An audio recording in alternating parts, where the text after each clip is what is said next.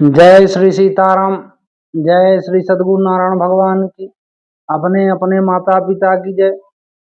आज का जो पावन प्रसंग है वो ये है कि श्री राधे रानी श्री कृष्ण जी के साथ क्यों नहीं रही, और माँ सीता का भी वियोग जो बीच बीच में हुआ वो किस लिए हुआ। तो जो माता रानी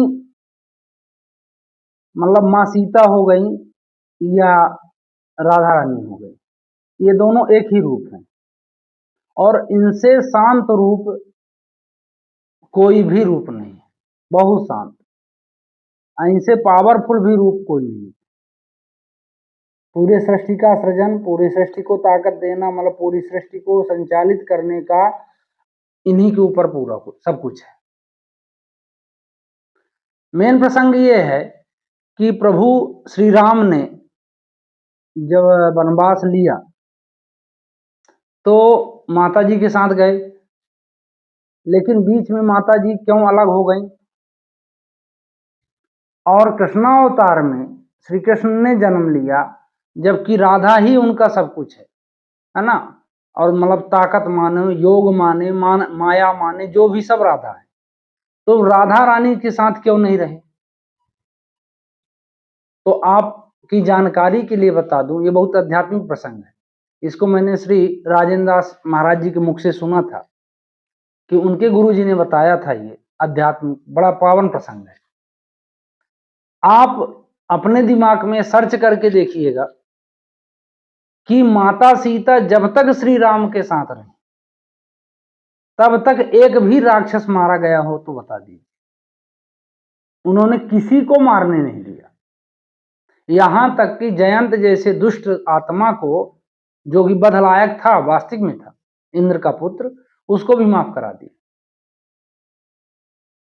तो प्रभु श्री राम ने समझा सबसे मेन कारण कि अगर मैं इनको साथ में लिए रहूंगा तो वध नहीं हो सकता, ये किसी का वध नहीं करने देगा। नहीं, रावण को और भी तरीके से मारा जा सकता था, ये नहीं कि माता सीता का हरण ही करा के मारा जा सकता था। भाई अब निशाचर का नाश करने निकले थे तो सीधे लंका पहुंच जाते, मार देते। पर माता सीता को अलग करने का सबसे बड़ा कारण था कि अगर माता सीता रहती तो उनके सामने किसी भी राक्षस को मारा नहीं जा सकता, क्योंकि मारने नहीं देगी। वो परम दयालु है, परम कृपालु, परम ममतामयी। एक प्रसंग बड़ा अद्भुत है, दोनों का प्रसंग मैं सुनाऊंगा आज। माता सीता अशोक वाटिका में जब थी और रावण मारा गया, तो महाराज जी ने बताया कि हनुमान जी जब माता सीता को मतलब लेने गए तो उन्होंने माता सीता से एक प्रार्थना की कि हे मैया, मुझे आप अनुमति दें तो मैं इन राक्षसियों को पटक पटक के मारूं। माता सीता ने कहा क्यों? बोली इसलिए क्योंकि ये मेरे सामने आपको बड़ा दुख देती थी और पीछे भी दी। तो माता सीता ने बड़ा पावन बात कही उनसे कि आप राम भक्त हो, तुम राम भक्त हो, तुम्हारे दिमाग में ऐसी बात आई कैसे? मैं जिस पर दृष्टि डाल देती हूं वो मेरा पुत्रवत हो जाता है, या पुत्रीवत हो जाता है। अब उसको मारने का अधिकार किसी को नहीं। हनुमान जी बोले वाह। तो ऐसी वो पावन थी, ऐसी ममता मई है। तो श्री राम जी ने सोचा कि अगर ये मेरे साथ रहेंगी तो ना मैं रावण को मार सकता हूं, किसी भी राक्षस का वध नहीं कर सकता। तो सबसे मेन मुद्दा था इसीलिए कि माता सीता को अलग किया गया। अब माता सीता को अलग उन्होंने वनवास में किया, क्योंकि वनवास से ही राक्षसों को मारना कार्यक्रम चालू हुआ मेन। अब अगर राधा रानी की बात करें तो कृष्णावतार तो और अद्भुत। 3 दिन का बालक पूतना, मतलब उनको तो बचपन से ही मारना कूटना था। और कृष्णावतार में लगभग मेरे हिसाब से लास्ट तक मात्र युद्ध ही होता रह गया, जब तक वो भगवान ने लीला की, और उसके अलावा उन्होंने कुछ किया नहीं। तो अब अगर वही हालत उनकी भी है, अगर राधा रानी उनके साथ रहती तो ये मतलब बिल्कुल असंभव बात थी कि किसी राक्षस को मारो। इसलिए श्री राधे रानी भी अलग रही। इसका मैं एक आपको छोटा सा प्रसंग सुनाता हूं। महाराज जी ने बताया कि एक बार श्री नारद मतलब महाराज जी के मन में प्रसंग आया, मन बात आई। उन्होंने पूछा श्री भक्तमाली महाराज जी से कि ये बताइए गुरुदेव कि कंस गोकुल में हमला कराता था, सब कुछ वृंदावन के अंदर है, लेकिन बरसाने में मेरे हिसाब से कोई राक्षस नहीं गया। तो महाराज जी ने कहा आपने बड़ी अच्छी अद्भुत बात पूछी, तो आपकी जानकारी के लिए मैं बता दूं कि एक बार नारद जी कृष्ण वो कंस के पास गए। कंस दुरात्मा तो था, और दुरात्मा की जितनी प्रशंसा कर दो तो ना वो प्रसन्न हो जाएगा। उन्होंने कहा महाराज आप बड़ा दुखी हो। उसने यथाउचित उनका प्रणाम मतलब स्वागत सत्कार किया। तो उन्होंने कहा महाराज आप बहुत दुखी हो और इस समय आपका शरीर भी लगभग कमजोर है।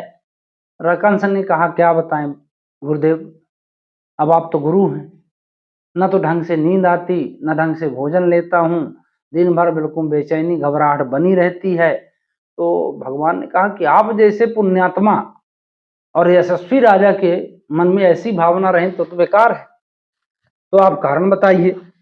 तो उन्होंने कहा कि ऐसा है कि आप तो आकाशवाणी आपने ही बताया था, और ये देवताओं के छल से और सहयोग से कृष्ण और बलराम जो है वहां पहुंच गए गोकुल, और वही मेरे काल हैं, इसलिए बड़ा टेंशन बना रहता है। अब मैं क्या बताऊं महाराज जी। नारद जी ने कहा कि यार वो तो 3 साल का बालक है, वो क्या कर सकता है। अरे कहीं बहुत अद्भुत है, वो तो तीसरे दिन से मारने कूटने लगा, जितने राक्षस गए उतने वापस नहीं आए आज तक। तो नारद जी ने कहा कि भाई ये बात तो सत्य है, मैंने आपको एक बात बताना मैं भूल गया। उन्होंने कहा क्या कि इनकी संपूर्ण ताकत बरसाने में राधा है, ये राधा की ही शक्ति से राक्षसों का विनाश करते हैं। तो अगर आप राधा को कैद कर लो या नष्ट कर दो तो काम बन जाएगा, तब कृष्ण को मारा जा सकता है। अब कंस ने सोचा ये तो बात सही है यार, हमने कभी ध्यान नहीं दिया उधर। तो महाराज जी अब क्या किया जाए, मैं किसी एक राक्षस को भेज देता हूँ। अरे कहीं बोले प्रभु एक राक्षस तो उसके लिए था जो उसकी शक्ति से लड़ता था, अब तो आप शक्ति स्रोत पर हमला करोगे तो जितने राक्षस बचे हैं सब इकट्ठा भेजो और सब ये हमला करे। कंस ने कहा ये भी ठीक है। कंस भेज दिया वहां से राक्षस। अब सब राक्षस बिल्कुल उन्मत्त होकर चले। बरसाने वाली माता जो है वो उस समय बाग में खेल रही थी सखियों के साथ, क्योंकि 4-5 वर्ष की उम्र थी, क्योंकि राधे रानी उम्र में कृष्ण जी से बड़ी थी अवतार में लीला में। तो सखियों ने देखा, बोला कि देखिए राधा जी ये पूरे बादल काले काले हो रहे हैं, ये अचानक ऐसा मौसम परिवर्तन हो गया। राधा रानी ने कहा ये बादल वदल नहीं है, ये कंस के भेजे हुए राक्षस हैं जो बरसाने में आ रहे हैं।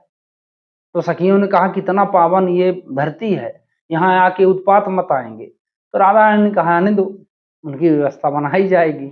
जैसे उन्होंने बरसाने का बॉर्डर क्रॉस किया वैसे वो जो है सब स्त्री वेश हो गए, जितने राक्षस थे सब काने में बाला झुमका नाथ में सब बिल्कुल फिट पायल ओयल सब उसी तरह व्यवस्था नारी जैसी। अब वो अपना शरीर देख के अद्भुत कि हे भगवान ये कहाँ पहुंच गए। अब वो गए राधा रानी के पास, हे बरसाने वाली, हे जगत जननी, अब मैं क्या करूं। बोले कुछ मत करो, ये गाय की यहाँ सेवा होती है, गोबर उठाओ कंडा पाथो। अब वो सब राक्षस काम में लग गए, गोबर उठाए कंडा पाथे। नारद जी बड़ा मगन हुए कि बोले बस इनको तो ज्ञान हो गया।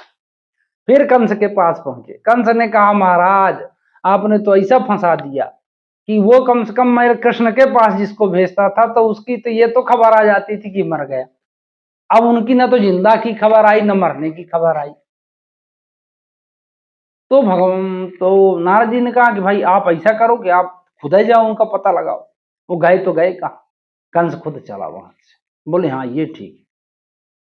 कंस जैसे बरसाने का बॉर्डर क्रॉस करता, उसके साथ भी वही घटना हुई, वो भी नारी वेश में आ गए।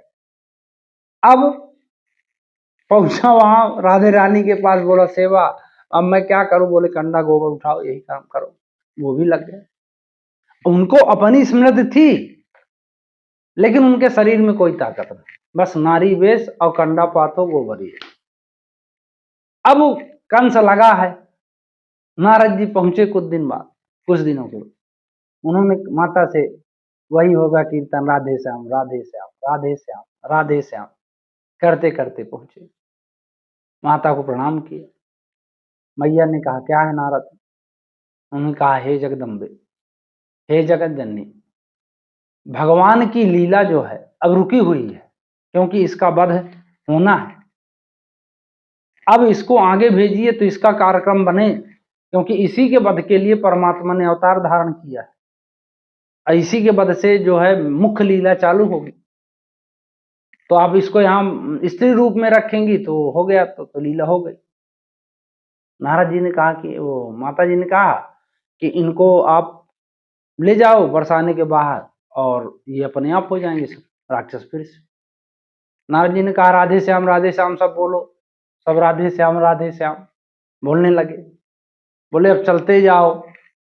सबको नारद जी लिए बरसाने के बाहर आए, और जैसे बरसाने के बाहर आए, कंस हो गया, राक्षस हो गए, और मीन चुंदैया वो दोबारा लौटे नहीं।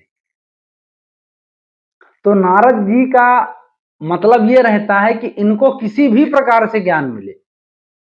नारद तो लोग कहते हैं कि भिड़ाने वाला नहीं, नारद जो है परम कल्याणकारी, ये बात मान लीजिए। नारद के जैसा जिसको गुरु मिल जाए उसका कल्याण होना ही होना है। ध्रुव जी को उन्होंने अल्प आयु में सबसे छोटा भक्त भगवान के दिव्य दर्शन करा दिए। ऐसे हैं नारद। तो मेरा ये कहानी का उद्देश्य ये था कि भगवान तो ठीक है, वो तो दयालु हैं, परम दयालु हैं, पर उन्होंने इसलिए माता और पिता की रचना की पहले शुरू से। वो खुद दो रूपों में आए, राम भी वही है, सीता भी वही है ना। तो उन्होंने ये दिखाया कि माँ की ममता के बराबर उन्होंने खुद उपमा दी है कि जिम बालक पाले माता। जिस प्रकार एक बालक माता को पालती है, मैं उस प्रकार अपने भक्त को पालता हूं। तो इसलिए मेरे हिसाब से माँ सीता जो है राम जी से अलग हुई थोड़े समय के लिए, और राधे रानी कृष्ण जी से इसीलिए अलग रहे। तो आप लोग इनका चिंतन करिए, परम कल्याणकारी। अब ये इतने प्रबल राक्षसों का वध नहीं कर सकती, तो हमारा वध नहीं करेंगी, हम इनके शरण में चले जाएं, परम सौभाग्य से। इसी तरह की कथाएं मैं आपको लेते आऊंगा, और मेरा उद्देश्य सिर्फ ये है कि आप लोग मात्र सीताराम राधे कृष्ण जो भी जपो, और जपो कल्याणकारी है। इसी आशा के साथ कि सभी का कल्याण हो। जय सीताराम।